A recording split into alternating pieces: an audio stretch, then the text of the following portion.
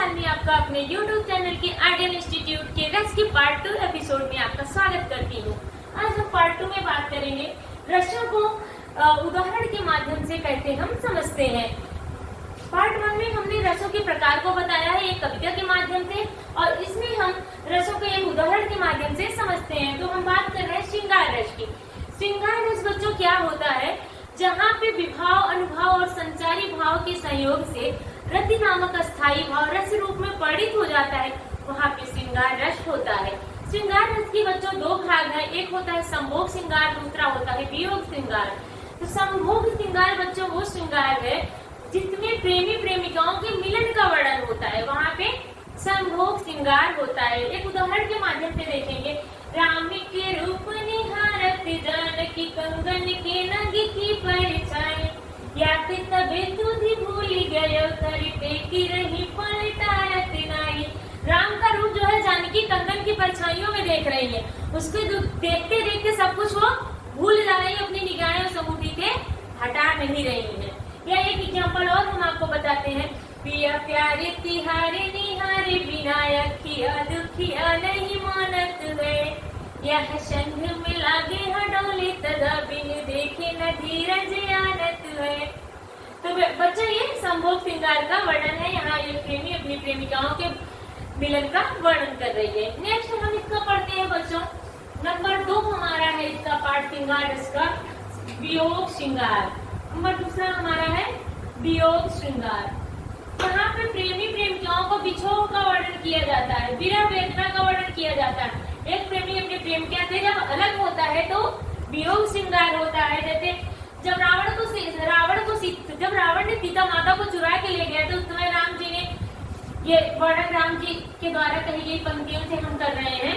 हे खग हे मृग मधुकर श्रेणी, तुम देखी थी इतना मृग नैनी। हे खग हे मृग मधुकर श्रेणी, हे खग हे मृग मधुकर श्रेणी, तुम देखी सीता मृग नैनी, तुम देखी सीता मृग नैनी, सीता मृग नैनी। तो उस समय भगवान राम सीता के प्रेम में व्याकुल होकर जितने भी जीव जंतु जानवर है सबसे मृग से खग से पूछ रहे, हे खग हे मृग मधुकर श्रेणी, तुम देखी सीता मृग नैनी। आप लोगों ने कहीं हमारी सीता को देखा है? यहाँ पे भगवान राम सीता से अलग हो गए हैं, इस समय वियोग श्रृंगार का भाव उत्पन्न हो रहा है। नेक्स्ट रस पे हम चलते हैं। नंबर 2 हमारा है हास्य रस। एक उदाहरण द्वारा हम इसको समझते हैं। नंबर 2 हमारा है हास्य रस। हास्य रस का बच्चों स्थायी भाव है हास। तो जहाँ विभाव, अनुभाव और संचारी भाव के संयोग से हास नामक अस्थायी भाव रस रूप में परिणित हो जाता है, वहाँ पे हास्य रस होता है। एक एग्जाम्पल लेते हैं हास्य रस का। हाथी जैसी देह है, हाथी जैसी देह है,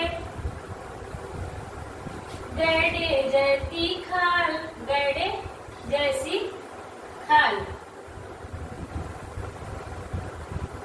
और तरबूजे सा खोपड़ी, तरबूजे की खोपड़ी, खोपड़ी, तरबूजे की खोपड़ी, खरबूजे सा गाल, खरबूजे सा गाल। ये हमारा एग्जाम्पल बच्चों हाथ रस का है, क्योंकि इस एग्जाम्पल को पढ़ के हमें हंसी के भाव प्रतीत हो रहे हैं। ऐसे रस जहाँ पे हंसी का भाव आए या कुछ अधिक करके तोड़ मोड़ के दिखाया जाए, वहाँ पे हास्य रस होता है। हाथी जैसी देह है, गैडे जैसी खाल, तरबूज जैसी खोपड़ी, खरबूजे सा गाल। या ये भी कह सकते हैं मैं महावीर हूँ, पापड़ को भी तोड़ सकता हूँ, गुस्सा आए तो कागज को भी मोड़ सकता हूँ। या एक एग्जाम्पल और कार मिली ससुराल में, न्यूज मॉडल रिसेंट, पहले ही दिन हो गया हैवी एक्सीडेंट, भाई हैवी एक्सीडेंट। ये सब हमारे हास्य रस के एग्जाम्पल है। नेक्स्ट हम बात करते हैं बच्चों नंबर 3 पे। नंबर 3 हमारा आता है वीर रस। वीर रस का अस्थायी भाव है बच्चों उत्साह।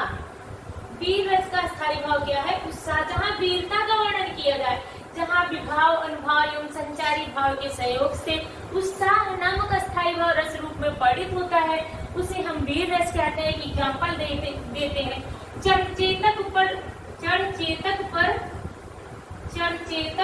तलवार उठा, चढ़चेतक पर तलवार उठा, करता था भूतल पानी, करता था चढ़चेतक पर तलवार उठा, करता था भूतल पानी, भूतल पानी। राणा प्रताप सर काट काट कर करता सफल जवानी, राणा प्रताप सर काट काट कर, राणा प्रताप सर काट काट कर करता सफल जवानी, सफल जवानी। ये इसके बच्चे बहुत एग्जाम्पल लेते हैं। खूब लड़ी मर्दानी मातो झांकी वाली रानी थी। कहते कहते वीर तुम बढ़े चलो, धीर तुम बढ़े चलो। जहाँ वीरता का वर्णन आपको मिल जाए वहाँ पे वीर रस होता है, जिसमें उत्साह वर्धन किया जाए। चढ़चेतक पर तलवार उठा, करता था भूतल पानी, राणा प्रताप सर काट काट कर करता सफल जवानी। उम्मीद है कि आपको ये रस समझ में आ गया होगा। नंबर 4 पे हम चलते हैं। नंबर 4 हमारा है बच्चों रौद्र रस। रौद्र रस का अस्थायी भाव होता है क्रोध। रौद्र रस का अस्थायी भाव क्या होता है? क्रोध होता है। जहाँ विभाव, अनुभाव और संचारी भाव के सहयोग से क्रोध नामक अस्थायी भाव रस रूप में परिणित हो जाता है, वहाँ पे रौद्र होता है। जैसे उस काल मारे क्रोध के तन कांपने उनका लगा, उस काल मारे क्रोध के तन कांपने उनका लगा, क्रोध के तन कांपने उनका लगा, कांपने उनका लगा। मानो हवा के वेग से तोता हुआ सागर जगा, मानो हवा के वेग से सोता हुआ सागर जगा, सोता हुआ सागर जगा। यहाँ पे क्रोध का वर्णन किया जा रहा है बच्चों, इसलिए ये रौद्र रस है। उस काल मारे क्रोध के तन कांपने उनका लगा, मानो हवा के वेग से तोता हुआ सागर जगा। डिफिनेशन नहीं लिखा है, डिफिनेशन हम आपको बता दे रहे हैं, उसको ऐसे ही आप लोग ध्यान रखिएगा। नंबर 5 पे हम चलते हैं। तो हमारा है ये नंबर 5वां करुण रस। इसका अस्थायी भाव बच्चों शोक है। इसका अस्थायी भाव क्या है? शोक है। जहाँ विभाव, अनुभाव और संचारी भाव के संयोग से शोक नामक अस्थायी भाव रस रूप में परिणित हो जाए, वहाँ पर करुण रस होता है। जैसे पानी पर आते तो हाथ छुए नहीं, नैनन के जल से पग धोए, देखी तो दामा के दीन दशा, करुणा करके करुणा निधि रोए। या ये भी लिख सकते, मेरे हृदय के हर्ष हो अभिमन्यु अब तू है कहाँ, दृढ़ खोल कर बेटा तनिक तो देख हम सब, मेरे हृदय के हर्ष हो अभिमन्यु अब तू है कहाँ, अभिमन्यु अब तू है कहाँ।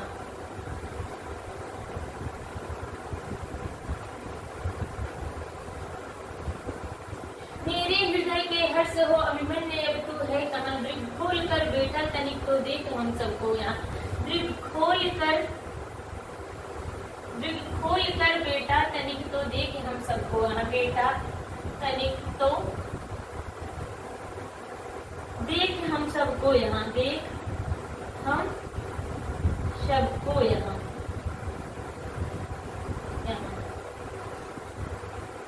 यहाँ पे शोक का वर्णन किया जा रहा है। हृदय उस समय का वर्णन जब अभिमन्यु मरा पड़ा हुआ है, उसकी माँ उसके शोक में ग्रसित हुई माँ अपने बेटे को बुला रही है ये काव्य के माध्यम से, पंक्ति के माध्यम से कि मेरे हृदय के हर्ष हो अभिमन्यु अब तू है कहाँ, जो भूल कर बेटा तनिक तो देख हम सबको यहाँ। यहाँ पे करुण शोक का वर्णन किया जा रहा है, इसलिए ये करुण रस है।